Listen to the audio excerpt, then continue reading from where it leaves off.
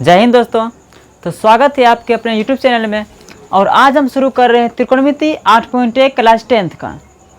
तो आज हम 10th का जो है पहले बेसिक बताएंगे। बेसिक यानी कि यदि आप बेसिक अच्छा से देख लिए तो आपको क्वेश्चन आंसर में बिल्कुल भी प्रॉब्लम नहीं होगा, ये आपको गारंटी देते हैं।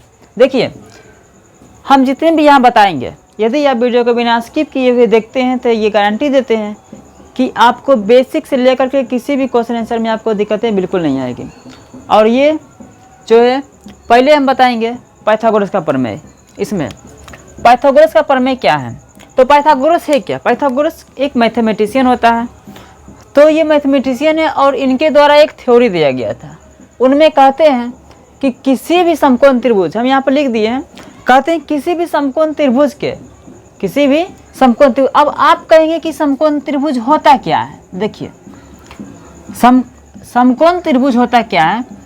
तो जब कोई त्रिभुज का, किसी भी त्रिभुज का, अगर ये वाला त्रिभुज है, ठीक है, ये वाला त्रिभुज है और इसका एक कोण 90 डिग्री है। कितना डिग्री है? एक कोण 90 डिग्री है, तो हम इसे बोलते हैं समकोण त्रिभुज। बाकी दो जो है न्यून कोण हो, यानी कि 90 से छोटा हो तो चलेगा, लेकिन कोई भी एक कोण 90 डिग्री होना चाहिए, उस त्रिभुज को बोलते हैं समकोण त्रिभुज। देखिए किसी भी समकोण त्रिभुज में कर्ण का वर्ग, किसी भी समकोण त्रिभुज में कर्ण का वर्ग अन्य दो भुजाओं के वर्गों के योगफल के बराबर होता है।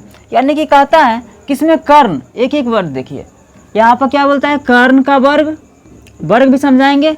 किसी भी संख्या को उसी संख्या से गुना करना वर्ग कहलाता है। ठीक है, किसी भी संख्या को उसी से गुना करना क्या कहलाता है? वर्ग कहलाता है। हम इसे 6 को 6 से गुना कर देंगे तो क्या कहेंगे? 6 का स्क्वायर, इसे बोलेंगे वर्ग। 6 छक 36, इसका आंसर क्या हो जाएगा? 36, 2 दूनी 4, यानी कि 2 का स्क्वायर। हम कहेंगे 25 का स्क्वायर, 25 का स्क्वायर। तो 25 का स्क्वायर के लिए यहाँ पर देखिए 625 होता है, तो 25 गुने 25 बराबर 625, तो उसी संख्या से गुना करना वर्ग कहलाता है। खैर यहाँ देखिए कर्ण का वर्ग अन्य दो भुजाओं के वर्गों के योगफल के बराबर होता है। देखिए इसमें कर्ण कौन सा है? तो कर्ण जो होता है, कर्ण समकोण त्रिभुज की सबसे बड़ी भुजा होती है। समकोण त्रिभुज की सबसे बड़ी भुजा होती है। अगर हम तीनों भुजा शीर्ष का नाम दे दें ABC, तो भुजा यहाँ पर हो जाएगा सबसे बड़ी कौन सा है? ये वाला है, तो ये हो गया कर्ण। और ये दोनों में आपस में समझौता कर लेगा, या तो ये लंब रहेगा या फिर ये लंब रहेगा। ठीक है, लेकिन दोनों में एक शर्त है, वो शर्त हम बाद में बताएंगे। तो परफेक्टली लंब कौन सा है? ये अगर लंब है तो ये हो जाएगा आधार, और यदि ये वाला लंब है तो ये हो जाएगा आधार। दोनों से एक्सचेंज होते रहता है। एक्सचेंज तब होता है जब थीटा का मान चेंज होता है। जैसे समझिए अगर हम इसका मान दे दें 30 डिग्री, इसका मान देवे नहीं करें, जबकि इसका भी मान कुछ न कुछ रहेगा, बट हम यहाँ पर देंगे ही नहीं, हम कहेंगे इसका वैल्यू निकालिए, तो थीटा के सामने वाली भुजा लंब कहलाती है। थीटा हम इसी को बोलते हैं। इसमें एक हम वर्ड पढ़ेंगे थीटा। थीटा क्या होता है? तो थीटा जो होता है, किसी भी एंगल को हम थीटा बोलते हैं, चाहे 30 डिग्री हो, 45 डिग्री हो, 60, 90, 120, 360, कोई भी हो, या 720, तो थीटा को हम एंगल को थीटा बोलते हैं, यानी डिग्री को हम थीटा बोलेंगे। तो थीटा के सामने वाली भुजा क्या कहलाती है? लंब कहलाती है। अब देखिए अगर हम थीटा इसको बोलेंगे सी वाले बिंदु को, सी में 30 डिग्री है, तो इसका लंब कौन हो जाएगा? ये वाला हो जाएगा, ये वाला। और हम अगर मान के चलिए हम इसको कह दिए, 60 डिग्री, अब हम थीटा दे दिए इसको मिटा देंगे। इसे कहेंगे बताओ कि ए, यानी कि कौन ए, ठीक है, कौन ए मतलब थीटा 60 डिग्री, तो इसका सामने वाला भुजा कौन हो जाएगा? ये वाला। तो अब ये लंब हो गया। थीटा के सामने वाली भुजा क्या कहलाती है? लंब कहलाती है। और थीटा के संलग्न भुजा क्या कहलाती है? आधार कहलाती है। सबका परिभाषा हम लिखा देंगे। अब यहाँ सीखेंगे लंब, आधार, कर्ण, तीनों का परिभाषा हम यहाँ पर लिख दिए हैं। लंब यानी कि परपेंडिकुलर, इंग्लिश में क्या बोलेंगे? परपेंडिकुलर। आधार को इंग्लिश में बोलेंगे बेस, और कर्ण को बोलेंगे हाइपोटेनियस। तो यहाँ पर थीटा के सामने वाली भुजा लंब कहलाती है। अब इसमें भाई साहब थीटा कौन है? अब कहेंगे आप ये भी तो थीटा है, तो इसकी ये समकोण त्रिभुज है, यानी कि ये सम एंगल, यानी कि ये 90 डिग्री है। हम इसको नहीं लेंगे, हम लेंगे केवल जो न्यून कोण होता है, जो न्यून कोण को केवल हम चुनेंगे। अगर हम इसको दे दिए 30 डिग्री, चलो इसको मान लिया हम थीटा, और डिग्री को हटाइए, हम दे दिए थीटा, डिग्री बाद में ले लेंगे, थीटा दिए। अब देखिए समझिए, कहता है लंब, थीटा की सामने वाली भुजा लंब कहलाती है। तो एक सामने कौन है? जस्ट सामने कौन ला? ई वाला जा रहा है, तो सामने ई है, तो हो गया लंब हो गया। सामने वाला भुजा क्या कहलाती है? लंब कहलाती है। आधार थीटा के संलग्न, अब संलग्न का मतलब क्या हुआ, संलग्न का मतलब होता है सटा हुआ, सटा हुआ। तो देखिए थीटा के सटा हुआ भुजा, तो थीटा इबला है ना, तो सटा हुआ इबला है। आप कहेंगे कि सटा हुआ तो ऊपर वाला है, लेकिन नहीं, ऊपर वाला लंबी ना है, तो वो हो जाएगा कर्ण हो जाएगा। समकोण त्रिभुज के सबसे बड़ी भुजा, तो सबसे बड़ी भुजा कौन है, इबला है, तो कर्ण तो फिक्स हो ही गया है। ये कर्ण जो है हमेशा फिक्स रहेगा, चेंज केवल ये दोनों होगा, कर्ण फिक्स हो गया, तो अब इसको नहीं चुन सकते हैं। थीटा की संलग्न भुजा यानी कि सटा हुआ भुजा आधार कहलाती है, तो नीचे वाला क्या हो जाएगा, आधार हो जाएगा। तो यही भाई साहब जो है पाइथागोरस प्रमेय यानी कि पाइथागोरस जी ने क्या बोले कि किसी भी समकोण त्रिभुज के कर्ण का वर्ग अन्य दो भुजाओं के वर्गों के योग के बराबर होता है। अब समझिए यहाँ क्या बोला कि कर्ण का वर्ग अन्य दो भुजा क्या क्या बच गया, लंब बच गया और प्लस का आधार बच गया, आधार बच गया। कहता है अन्य दो भुजाओं का वर्ग, इसका भी वर्ग भुजाओं का वर्गों का योग यानी कि योग कर दिए के बराबर होता है, के बराबर होता है। फिर से समझिए, किसी भी समकोण त्रिभुज में कर्ण का वर्ग यानी कि कर्ण का वर्ग अन्य दो भुजाओं के, अन्य दो भुजा जो बचा, अन्य दो भुजाओं के वर्गों के योग के बराबर होता है, यानी कि वर्गों के योग के क्या होता है, बराबर होता है। तो ये बन गया हमारा कर्ण का वर्ग अन्य दो भुजाओं के योग के बराबर हो गया। तो ये कहता है पाइथागोरस का प्रमेय। अब यहाँ पर समझ में आता है कि बराबर कैसे हो जाएगा दोनों। तो पाइथागोरस जी बड़ी होशियार आदमी था, वो क्या बोले ना, वो बोले कि यदि ये वाला 3 सेंटीमीटर होगा और ये 4 होगा, तो फिक्स है कि वाला कितने होगा, 5 होगा, बाकी सब चौक गया वहाँ पर। कई कैसे हो गया भाई साहब, गजब का प्रमेय दे दिया। कर्ण को हम क्या बोलेंगे, हाइपोटेनियस h² = लंब को बोलेंगे, लंब को परपेंडिकुलर स्क्वायर और प्लस आधार को बोलेंगे बेस स्क्वायर। हालांकि यदि आपको इंग्लिश में याद ना रहे तो आप हिंदी में भी याद रख सकते हैं, कर्ण लंब आधार, या फिर आप कर्ण को के भी लिख सकते हैं, k², लंब को l², आधार को a², आप ऐसे भी लिख सकते हैं, बिल्कुल लिख सकते हैं। तो ये क्या बोले कि यदि एगो 3 है एगो 4 है तो एगो कितने हो गया, 5 हो गया। अब देखते हैं सब बराबर होता है कि नहीं होता है। तो 5 कौन वाला है, 5 है कर्ण है, तो कर्ण का वर्ग यानी कि 5 का वर्ग बराबर लंब, लंब कौन है, 4 है, तो 4 का वर्ग हो गया। अब फिर देखिए प्लस आधार 3 का वर्ग, तो 3 का हम वर्ग कर दिए, ठीक से। कर्ण का वर्ग इक्वल टू लंब का वर्ग प्लस आधार का वर्ग, लंब का वर्ग आधार नीचे वाला है तो 3 है नीचे वाला, उसका वर्ग कर दिए। 5 का स्क्वायर हो गया 5 × 5 = 25, 4 चौक 16, स्क्वायर का मतलब 4 दूनी 8 नहीं, 4 चौक 16, उसी संख्या को उसी से गुना करना, अभी जस्ट हम बताए थे। प्लस 3 × 9, ये हो गया 3 × 9। अब ये 25 है, क्या है, ये 25 है इक्वल टू 16 और 9 को जब जोड़ेंगे तो यह कितने हो जाएगा, 25 हो जाएगा। ये तो सही बात है, एकदम बिल्कुल सही बोला था कि इसका जो स्क्वायर करेंगे तो इहो दोनों के स्क्वायर करके अगर जोड़ देंगे तो मेरा आंसर बात दोनों क्या होगा, आपस में बराबर होगा। तो पाइथागोरस का प्रमेय यही बोले थे। आपको इसमें किसी में क्वेश्चन में डाउट रहा? तो अब देखिए यहाँ पर हम जान गए कि कर्ण स्क्वायर बराबर लंब स्क्वायर प्लस आधार स्क्वायर होता है। कर्ण को हम a से रिप्रेजेंट करते हैं, आधार को b से, लंब को p से। ये इसका जो है लंब का परपेंडिकुलर तो हम p से, आधार का बेस b से और कर्ण का हाइपोटेनियस h से। ये इसका सिंबल है। इस तरीके से हम यूज करेंगे तो कर्ण को h से, लंब को हो जाएगा p से, आधार को हो जाएगा b से। तो कर्ण स्क्वायर तो h² = p² प्लस b²। तो h = स्क्वायर को हम इधर भेजेंगे तो रूट में कन्वर्ट हो जाएगा। ध्यान रखिएगा, जब भी कोई भी चीज़ स्क्वायर जो कन्वर्ट होता है इसे हम लिखेंगे x² = 4, x² = 4 x = 4 E square N आएगा तो क्या बन जाएगा, अंडर रूट में बन जाएगा। तो x बराबर बचेगा 2, यानी कि x जब चेंज होता है, यानी कि जब बराबर के बाद आता है या फिर बराबर कुछ हट जाता है तो वो रूट बन जाता है, ठीक है। तो h² जब इधर है तो क्या बन गया, रूट बन गया, यानी कि h बराबर हो गया परपेंडिकुलर स्क्वायर प्लस का बेस स्क्वायर। अब देखिए लंब स्क्वायर, इसी तरीक़ा से हम क्या जाने, इसको हम पूरा की पूरा ईसर लिख सकते हैं, कर्ण को हम पूरा ईसर यानी कि पलट दिए, इधर वाला उधर कर दिए, उधर वाला इधर कर दिए, तो लंब स्क्वायर प्लस आधार स्क्वायर नहीं आ गया इक्वल टू कर्ण स्क्वायर इधर आ गया। लंब स्क्वायर बराबर लंब स्क्वायर इक्वल टू कर्ण स्क्वायर, आधार प्लस में अब बराबर के ईसर ले आया तो कोसी में आ गया माइनस में आ गया। उसी प्रकार से यहाँ भी स्क्वायर इधर आएगा तो क्या बन गया, रूट में बन गया कर्ण स्क्वायर माइनस आधार स्क्वायर, यानी कि लंब बराबर डायरेक्टली अगर हमको फॉर्मूला निकालना होगा तो कर्ण स्क्वायर माइनस का लंब आधार स्क्वायर निकाल लेंगे। अब इसी तरीक़ा से आधार बराबर बराबर के बाद क्या है कर्ण स्क्वायर, छूट गया ये वाला, एन प्लस में एन आएगा तो माइनस में हो गया, यानी कि आधार स्क्वायर इक्वल टू कर्ण स्क्वायर माइनस लंब स्क्वायर फॉर्मूला होता है। आधार बराबर अंडर रूट कर्ण स्क्वायर माइनस लंब स्क्वायर हो गया। अब इसको देखिए हम किस प्रकार से यूज करते हैं। यहाँ पर यहाँ देखिए, अगर हम कोई भी समकोण त्रिभुज हम दे दिए, कोई भी समकोण त्रिभुज दे दिए इस प्रकार से, और हम कहेंगे कि बताइए ये वाला 13 सेंटीमीटर है, ये वाला 13 सेंटीमीटर है, ये वाला 12 सेंटीमीटर है, और इसका मान आपको निकालना होगा, इसका मान आपको निकालना होगा। ये हो गया लंब, तो आधार आपको निकालना है, तो आधार को चलिए हम बी से रिप्रेजेंट कर देते हैं।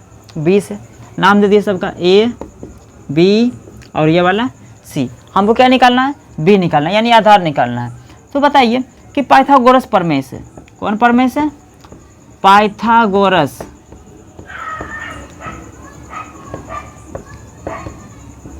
प्रमेय से। पाइथागोरस प्रमेय से क्या होता है फॉर्मूला, लंब स्क्वायर प्लस आधार स्क्वायर बराबर कर्ण स्क्वायर। हमको क्या निकालना है, आधार निकालना है। तो आधार बराबर क्या है फॉर्मूला, आधार बराबर है अंडर रूट कर्ण स्क्वायर माइनस लंब स्क्वायर, अंडर रूट कर्ण स्क्वायर माइनस लंब स्क्वायर। लेकिन हमको क्या क्या दिया हुआ है, कर्ण दिया हुआ है, कर्ण कितने हैं, कर्ण है 13, लंब कितने हैं 12। क्या निकालना है, आधार निकालना है।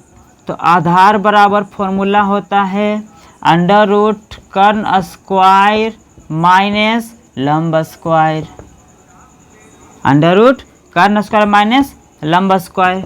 तो कर्ण कितने हो गया, कर्ण हो गया 13, तो 13 का स्क्वायर माइनस लंब हो गया 12, तो 12 का स्क्वायर, 12 का स्क्वायर। 13 का स्क्वायर होता है 169, 169, और 12 का स्क्वायर होता है 144। कुल मिला के अगर हम देखेंगे तो 9 में से 4 घटेगा तो बचेगा 5, 2 बस 25। अब 5 बचे 25, यानी कि हम 25 को लिख सकते हैं क्या, अंडर रूट 5 गुने 5। अब 5 गुने 5 का मतलब हो गया 5, 2 को मिलकर रूट से बाहर निकलता है, बस गया 5। अगर ये सेंटीमीटर में है तो ये भी कितने आएगा सेंटीमीटर में, तो आधार हमारा इस प्रकार से निकल जाएगा। आप किसी भी चीज़ को निकाल सकते हैं। बी का मान हो गया 5 सेंटीमीटर, चलिए बी का मान आ गया 5 सेंटीमीटर। अब देखिए इसी प्रकार से यदि हम कहेंगे चलिए ये वाला हटा देते हैं, बारे क्या करते हैं हटा देते हैं, और हम कहिए लंब निकालिए आप, लंबे ना ही बोला कर नहीं बोला, आधार ही बोला, तीर क्या हो गया लंब हो गया पी। तो लंब आपको निकालना है, आपको लंब निकालना है, तो चीज़ वही है सॉरी। तो यहाँ पर क्या है 12 सेंटीमीटर था मेरा, लेकिन अब हमको नहीं पता है कि वहाँ पर कितना है। चलिए निकाल के देखते हैं 12 आता है कि नहीं आता है।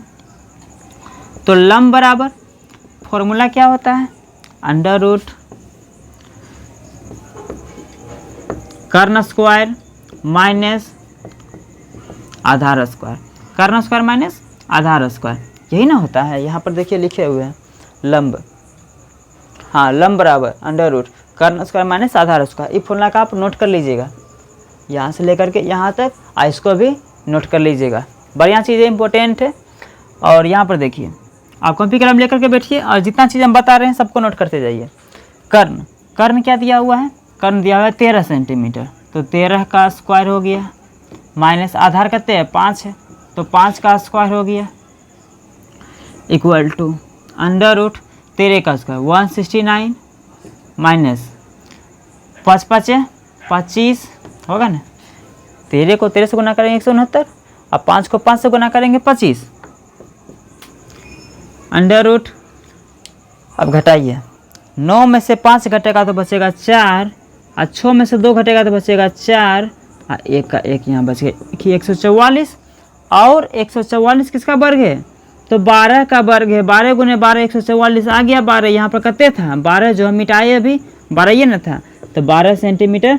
यानी कि पाइथागोरस ने बिल्कुल परफेक्ट प्रमेय दिया था और उस पर पूरा समकोण त्रिभुज हो, समकोण त्रिभुज आराम से हल हो जाता है। तो अब चलते हैं त्रिकोणमितीय अनुपात की ओर। तो अब देखिए त्रिकोणमितीय अनुपात जो होता है समकोण त्रिभुज में हम इसे 6 प्रकार से परिभाषित करते हैं, यानी कि इसकी 6 प्रकार होती है, निम्नलिखित 6 को होती है। तो त्रिकोणमितीय अनुपात की संख्या कितनी हो गई, 6 हो गई। 1 नंबर 2 3 4 5 6। पहला हो गया sine, sine, cosine, tangent, cosecant, second, cotangent, यानी कि ये सब हो गया 6 हो गया। लेकिन हमको इस प्रकार से याद नहीं रखना है, हमको मात्र आगे का पाइथागोरस भाई साहब ने बोला कि आप जो है ना आगे से 3 गो याद रखिए, ज़्यादा नहीं है, 3 गो, कहीं कहीं काम आएगा पूरा, 1-2 ऑब्जेक्टिव में काम आता है। बाकी अब याद रखने के लिए कि बस ये लिखने के लिए 3-3 वर्ड आपको सही है। जैसे हो गया साइन, कोस, टेन, कोसेक। अब कहेंगे यहाँ पर, तो यहाँ पर ही पूरा लेके चलना है, क्योंकि कोस अगर लेके चलेंगे तो कोस 2 हो जाएगा फिर तो यहाँ पर कोसेक लेके चलेंगे, कोसेक 5 को, सेक, कोट, ठीक है। यहाँ पर देखिए तो त्रिकोणमितीय अनुपात की संख्या कितने हो गए, sign, cos, tan, cosec, sec, coat, ये हो गया। अब ये जो समकोण त्रिभुज है ये हो गया कर्ण, चलिए मान लेते हैं नीचे वाला हो गया आधार और ये हो गया लंब। अब इला लंब है तो हम तो बतीबे किए थे थीटा के सामने वाली भुजा लंब कहलाती है, तो यानी कि थीटा कौन ला होगा, इबला होगा। तो हम पूछेंगे लंब, तो कोस थीटा के मान निकालने के लिए cos theta, sine theta, cos theta, tan theta, cosec theta, sec theta और फिर कोट थीटा, ठीक है, ये सब थीटा हो गया। तो ये थीटा इसका वैल्यू क्या आता है, सूत्र होता है इसका, सबका कितना है, सबका सूत्र होता है। तो यहाँ पर साइन थीटा बराबर सूत्र क्या होता है, लंब बटे कर्ण होता है, लंब बटे कर्ण। कोस थीटा बराबर आधार बटे कर्ण, कोस थीटा बराबर आधार बटे कर्ण। टेन थीटा बराबर लंब बटे आधार, लंब बटे आधार।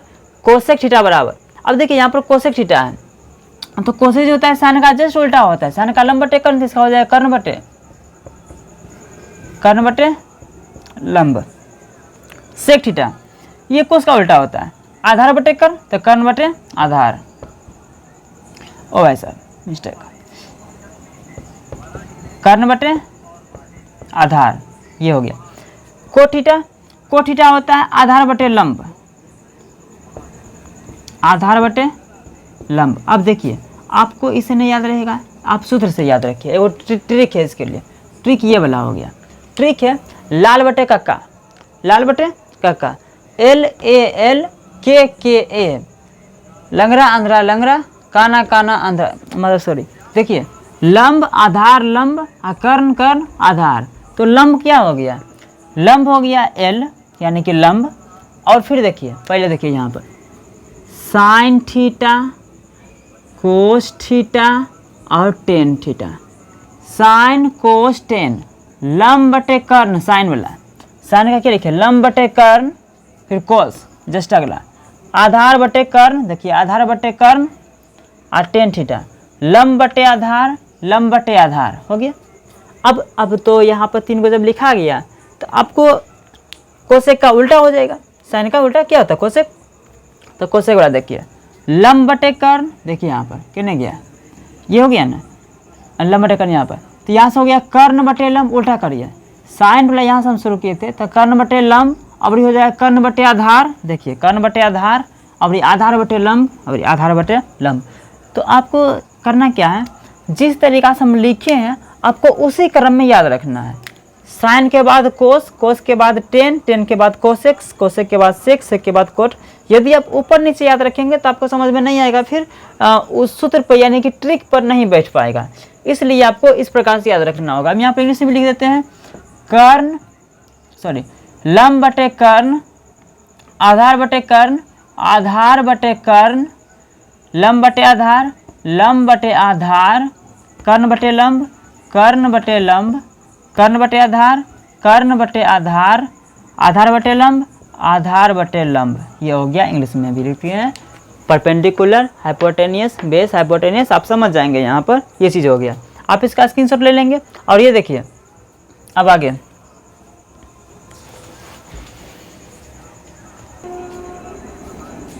देखिए, अगर यहाँ पर थीटा नहीं होता, मान के चलिए हम थीटा नहीं देते, तो यहाँ पर ये बिंदु है ना, बिंदु ये वाला सी है, शीर्ष क्या है सी है, तो हम सी को भी दे सकते थे। यहाँ पर अगर हमको थीटा का मान नहीं दिया हुआ है तो हम यहाँ पर क्या लिखते हैं कि sine C, cos C, tan C, cosec C, sec C, cot C. ठीक है, मेरे साथ एक बार बोलिएगा आप लोग, sine cos tan, sine cos tan, cosec sec cot, sine cos tan, cosec sec cot, sine cos tan, cosec sec cot. अब याद रख लीजिएगा इस तरीके से। ठीक है, तो यहाँ पर हम थीटा की जगह पर दे सकते हैं सी दे सकते हैं, या इनकी साइन सी, कोस सी, या फिर ए दे सकते हैं। तो यहाँ वाला डिग्री का मान हो जाएगा, इस वाले वैल्यू का मान हो जाएगा। हम आगे चल के लिखेंगे। तो हम यहाँ पर एक एग्जाम्पल लेते हैं, जिसे मान लीजिए कि ये हो गया हमारा लंब। लंब हम दे दिए अपने मन से, दे दिए 8 सेंटीमीटर। आधार हम दे दिए 6 सेंटीमीटर। कर्ण चलिए हम निकालेंगे। कर्ण क्या करेंगे हम, कर्ण हम निकालेंगे। और निकालने के बाद हम ये बोलते हैं कि आप इसी त्रिभुज के सभी त्रिकोणमितीय अनुपात निकालें, यानी कि इसी त्रिभुज के जो समकोण त्रिभुज आपको दिख रहा है बोर्ड पर, इसी त्रिभुज के त्रिकोणमितीय अनुपात निकालना है। तो देखिए हम कैसे निकालते हैं। पहले क्या निकालना है, पहले निकालना है कर्ण, पहले निकालना है हमको कर्ण। तो कर्ण निकालने के लिए हमको दो चीज दिया हुआ है, लंब दिया है और आधार दिया है। लंब क्या दिया है 8 सेंटीमीटर, आधार क्या दिया है, आधार दिया हुआ है 6 सेंटीमीटर। तो यहाँ पर हो गया कर्ण। कर्ण बराबर फॉर्मूला क्या होता है, अभी जस्ट हम पाइथागोरस के फॉर्मूले में बताएं कि कर्ण बराबर होता है लंब स्क्वायर प्लस आधार स्क्वायर। लंब स्क्वायर प्लस आधार स्क्वायर, और ये स्क्वायर बाय भेज दिए तो रूट में आ गया, अंडर रूट लंब स्क्वायर। लंब दिया हुआ है 8, आधार दिया हुआ है 6, लंब दिया 8, आधार 6। तो 8 स्क्वायर प्लस का 6 स्क्वायर हम लिख सकते हैं। बताइए 8 64 हो गया, और 6 छक 36 हो गया। और जब दोनों को हम जोड़ेंगे, दोनों को जब ऐड करेंगे तो कितने हो जाएगा, दोनों को ऐड करिए तो हो गया कितना 100 हो गया। और 100 किसका स्क्वायर है, कौन टेबल है जिसको उतने बार पढ़ेंगे तो 100 हो जाएगा। तो 10 का 10 दें के 100, यानी कि 10 सेंटीमीटर क्या आ गया मेरा कर्ण आ गया, कर्ण यानी कि एच आ गया हमारे पास। तो एच का मान निकल गया मेरे पास 10 सेंटीमीटर। अब कहता है कि आप त्रिकोणमितीय अनुपात निकालिए। तो साइन थीटा बराबर लंब बटे कर्ण, साइन थीटा बराबर लंब बटे कर्ण। तो थीटा हमारा कौन सा है, थीटा हम इसको लिए थे, चलिए इसी को हम फिर से लेते हैं। साइन थीटा बराबर लंब बटे कर्ण। तो बताइए थीटा के सामने वाली भुजा लंब कहलाती है, इसका लंब कौन है, ई वाला है। तो लंब कितने हो गया 8, कर्ण हमारा कितने निकल गया है 10। यहाँ पर भी लिख देते हैं लंब बटे कर्ण, लंब कितने 8, कर्ण कितने 10, 8 बटे 10 हो गया आंसर है। कोस थीटा आधार बटे कर्ण, आधार कितने 6, कर्ण कितने 10, 6 बटे 10 आंसर है, सेंटीमीटर नहीं आंसर है। फिर टेन थीटा बराबर लंब बटे आधार, लंब कितने 8 और आधार कितने 6, तो यानी कि 8 बटे 6 हो गया, 8 बटे 6 आंसर है। कर्ण बटे लंब, कर्ण बटे लंब, कर्ण है 10 और लंब है 8, तो 10 बटे 8 हो गया। इस प्रकार से कर्ण बटे आधार यानी सेक थीटा बराबर कर्ण बटे आधार, कर्ण हो गया 10, आधार हो गया 6, तो 10 अब बटे में 6 हो गया। आधार बटे लंब, आधार हो गया हमारा 6 और लंब हो गया 8 हो गया, लंब 8 है ना, ठीक है। तो इतना हो गया और इस प्रकार से हमारा क्या हो गया, सारा आंसर निकल गया। तो ये त्रिकोणमितीय अनुपात निकल गया। आपको क्वेश्चन कैसे देगा, एक समकोण त्रिभुज में आधार 6 सेंटीमीटर है, लंब 8 सेंटीमीटर है, तो कर्ण निकाल कर सभी त्रिकोणमितीय अनुपात को निकालें। तो देखिए कर्ण को पहले हम निकाल लिए और सभी त्रिकोणमितीय अनुपात निकाल लिए, आप इसको नोट कर लीजिए आराम से। अब दोस्तों मिलते हैं 8.1 में, यानी कि बेसिक आपका ये। अगर इस वीडियो को दोबारा आप देख लीजिए, आपको बहुत ही हेल्पफुल रहेगा और फायदेमंद रहेगा, आपको समझ में आ जाएगा पूरी तरीक़ा से। हालांकि जितने भी चीज़ था हमने आपको पूरी तरह से डाउट क्लियर करते हुए बताए हैं और उम्मीद है कि आपको कोई तरह का डाउट नहीं रहा होगा। और रहा भी होगा तो आप दोबारा वीडियो को देख लीजिए, हम गारंटी देते हैं कि पूरा डाउट खत्म हो जाएगा। आप इस चैनल पर यदि नए हैं, हम तो खुद नए हुए हैं, तो यदि आप सब्सक्राइब नहीं किए सब्सक्राइब कर लीजिए, क्योंकि लगातार हम अच्छे अच्छे क्वेश्चन और बहुत मज़ेदार तरीक़ा से लाएंगे ताकि आप लोग को बहुत अच्छा समझ में आ जाएगा। दोस्तों 8 पॉइंट 1 में अब मिलते हैं हम, तब तक के लिए जय हिंद।